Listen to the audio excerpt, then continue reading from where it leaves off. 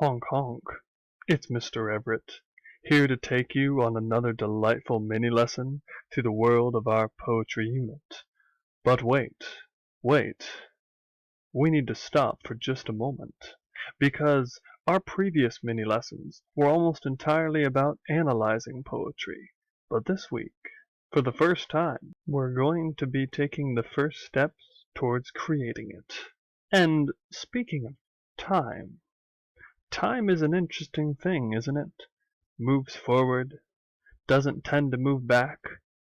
But what if it could? What if you could just step on in that time machine and go back in time? Go back to when you were younger and when... No, a little too far back. Oh, no, way too far back. That's way past childhood. Actually, that's pretty cool. So, I'm gonna have you take a ride back to your childhood, to you growing up, hopefully doing things like staring at the grass with an astounded expression on your face. This week, we're going to go back to this concept of poetry as a lens, as something through which we can see the world differently. And in order to do so, you're going to be looking at things differently. You're going to be looking at something that you thought you knew from a whole new perspective. By the end of this video, your target is to begin to use description, strong sensory details, even figurative language, to develop experiences and events, to relay them to your reader, as that is one of the first key parts of strong poetry. Now, your actual task is simply this. You're going to interview yourself. You're going to explore your memories of childhood. You're going to use excellent description and possibly even imagination. Essentially, you're going to choose a photo of your past. Something like this one right here.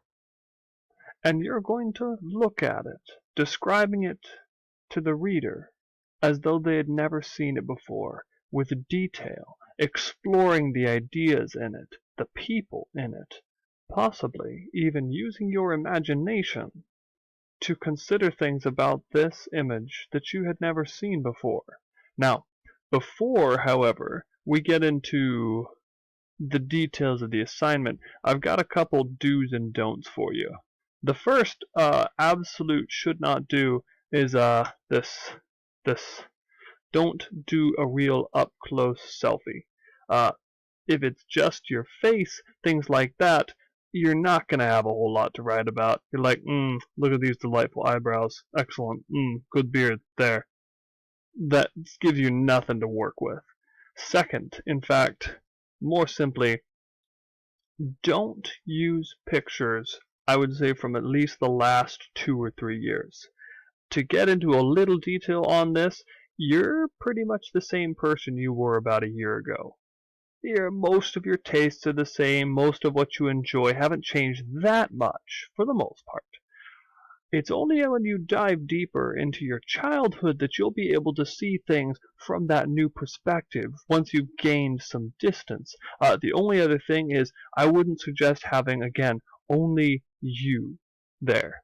Have some sort of background, have some sort of action, something like this, where you can clearly see a variety of things happen. It gives you way more to talk about. Or something like this, where you have way more to work with.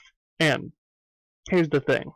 Although I know you're at home, a few of you may be in a spot where you can't access pictures. You're saying to me, Everett, I checked my pockets, no pictures, I got nothing.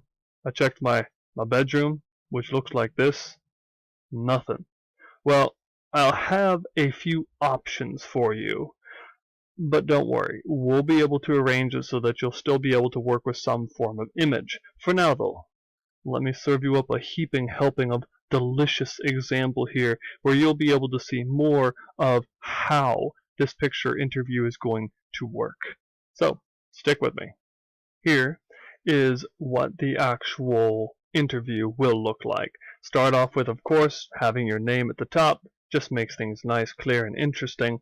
And then you're going to put a copy of your picture here in the center. And when you do, you can simply hit the wrap text button. Now, if you're saying, Everett, how on earth do I get my picture onto the computer? You've got a couple options. Probably the simplest is just use your Chromebook's camera to go ahead and just take a picture of your hard copy. Or you can always email me your picture and I will bounce it right back to you, because I do not believe that your current Chromebooks allow you to email a picture to your own school account. Just one of the weirdnesses. But once you get it on there, here's what you're going to do. You're going to interview it. And this interview is going to make it so that you are able to see it from a whole new light. For instance, part A. What physical things do you see in the image? Now, this one of me, as far as you know, clearly shows a whole bunch of things happening. Just list them. Now, you can see you certainly can write it in full sentence form. That may help you figure out a lot more of what you will write, or you can also go with a list. But either way, just list what you see, like in this case, the pumpkin, the cat, the crinkling leaves, the bark. I do see a large root there, a gray hat, black boots, tall grass in the background. All of these things just lay out the picture's physical image.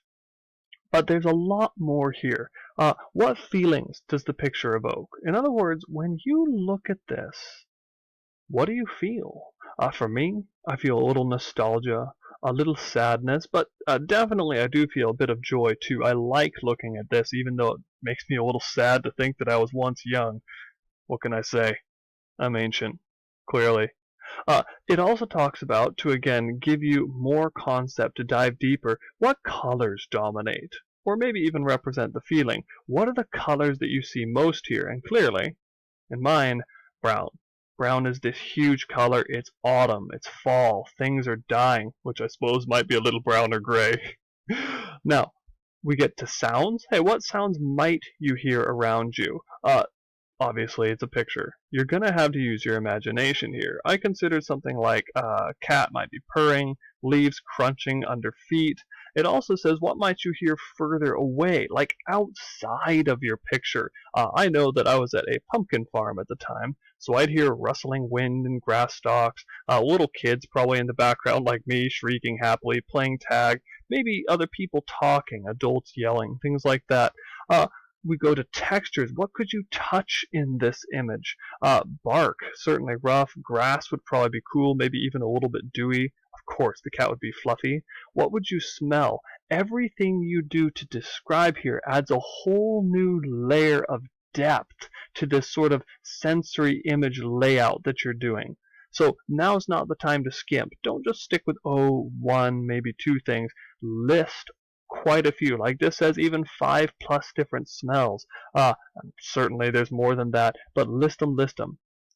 What memories do you connect with the photo? Like for me, oh man, this reminds me of back in the day with my grandpa's farm in Iowa, where I would go visit there, and my other grandfather was a tree farmer. Because, farm boy, what can I say? Then, for part B, you're going to choose a person. It probably should be you, but you can certainly focus on someone else in the picture that you're deeply interested in. If your photo by somehow does not have a picture, you will either need to add a person in terms of just imagine who would be there, or add yourself into this image. You start off with just writing the person's name and age. You are talking about, too, what does the person in the photo, probably you, do during the day? And again, great time to use your imagination here. If you say, I don't remember, I was three years old. What do you remember about what 3-year-olds used to do? I'd be, for me, playing, running, exploring, honestly, probably getting into a lot of trouble because I was a hellion. What does the person do, for instance, in the evening, or during the week, or the weekends? Think again. What were the things you loved as a kid? What did you enjoy? Totally, by the way, a real video game. Look this up. I played it when I was a kid. Amazing. Ridiculous. Who might be people and pets that are significant in the person's life? What did this person fear at the time? And again, if you don't know for certain, Take your best guess. You can also ask a parent or guardian. This is a beautiful way to remember things that you might have forgotten. It's saying, hey, mom, dad, or whoever, parent, guardian, what did I enjoy as a kid? What did I like? Or what were the things that I was afraid of? Beautiful way to learn a lot here. What does this person enjoy and love? What words describe this person's voice? What is the person looking at? Like, I'm just pretty much staring down that cat. What just happened? Like, say, right before this picture was taken, or right around there. What's going on in the person's mind? Use your imagination. No, you don't need to know exactly, but just put down your best guess. This one's fascinating. What is one question you'd like to ask the person, or that the person would like to ask? Think of this. If you were sat down with your younger self, what would you ask yourself? Or if your younger self caught a glimpse of you now, at the age you are, what would they be curious about? Think of any question that would be fascinating to ask. That would be something that you'd write. What question would it be? What might have been different about the land? This one's fascinating again, using imagination, in that I'm in this picture in this farm. Well, back then, I'm quite certain the farm was still there, but it probably was using horses and things like that rather than tractors. A lot of the mechanized stuff was long gone.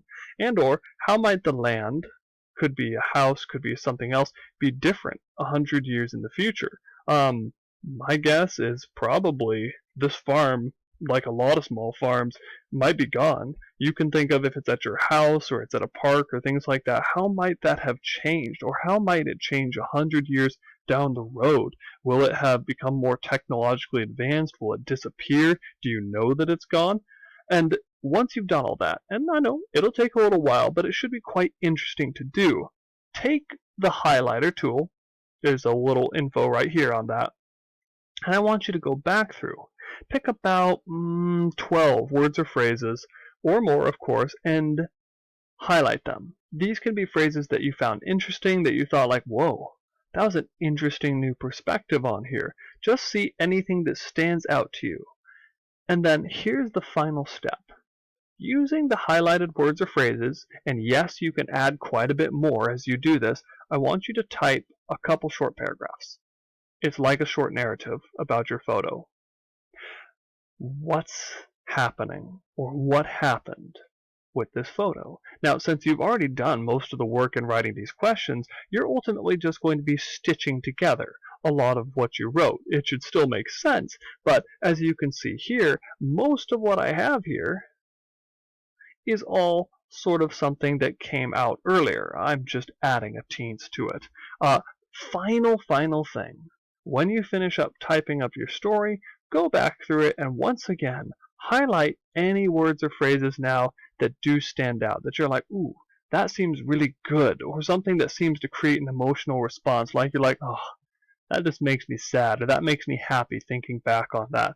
Once you've done this, you will have completed the photo poem interview, and trust me, this is an absolutely key step for making sure that you are set for creating poetry, because with this, you'll have created some beautiful visuals, you'll have explored, and you'll be able to have that perspective that you'll be able to use later in order to create poetry. So, now is the time. Get out there, find a fascinating image or photo of yourself, get it into the photo poem interview, and interview it. Explore it. See what comes out. As always, stay safe, have a great rest of your week, and I'll see you in future mini lessons.